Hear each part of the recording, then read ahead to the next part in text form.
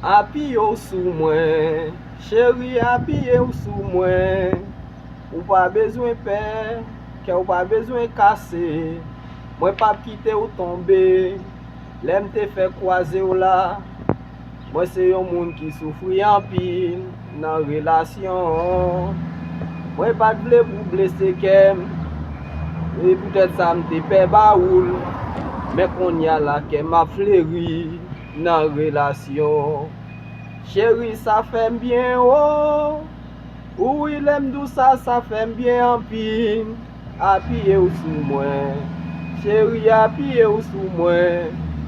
Ou pa bezwen pe, mwen pa kite ou tombe. Ou met lage kou sou mwen, ou apiye ou sou mwen. Baby lage kou nan men mwen.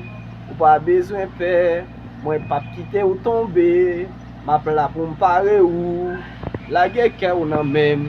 Chéri mwen pa maltrete, la gueule.